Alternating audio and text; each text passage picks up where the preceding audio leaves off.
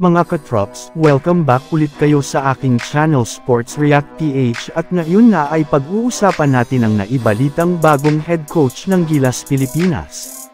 Pag-uusapan na rin nga natin ngayon dito sa ating panibagong video ang balitang nagdesisyon na nga daw po ang Milwaukee Bucks at si Giannis Antetokounmpo tungkol sa kanilang trade sa Los Angeles Lakers.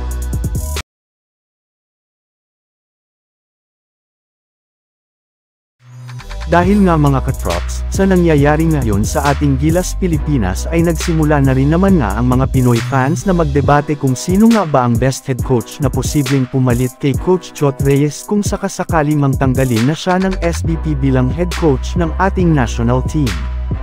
Karamihan nga sa mga fans ay sinasabi na si Tab Baldwin nga daw po ang pinakakarapat dapat na maging bagong head coach muli ng Gilas Pilipinas, gayong sigurado nga na mahahawakan niya ngayon ito ng mas maayos kumpara nun.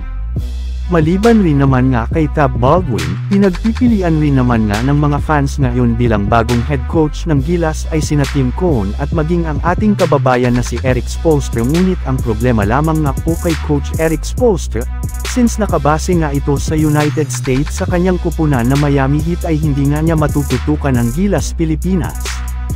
Isa pa, impossible rin naman nga po na payagan siya ng FIBA na lumipat ng ibang kupunan. Kaya sa ngaton nga ay sina Tim Cone at Tab Baldwin ang pinaka-perpekto na maging bagong head coach ng Gilas Pilipinas, especially si Tim Cone na possible gamitin ng ating national team sa pagsabak nila sa darating na 2023 Asian Games na mangyayari na sa September 20 sa China.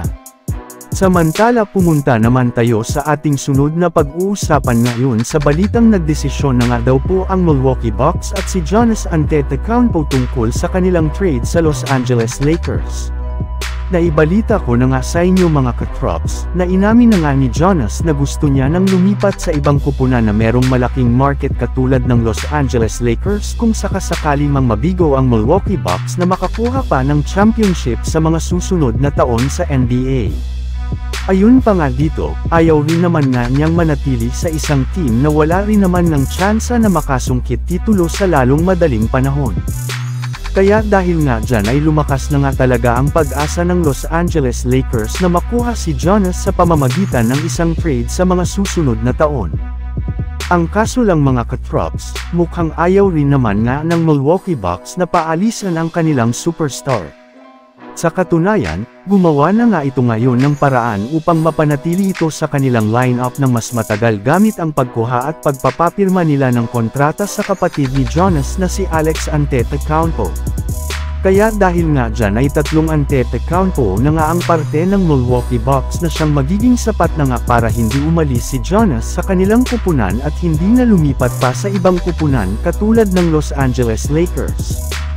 So yun lang nga mga katrops ang handog ko sa inyong storya ngayong araw. Sana nag-enjoy kayo. Please like and subscribe my YouTube channel Sports React PH para sa iba pang storya at update patungkol sa NBA. Kitikets muli sa ating susunod na video.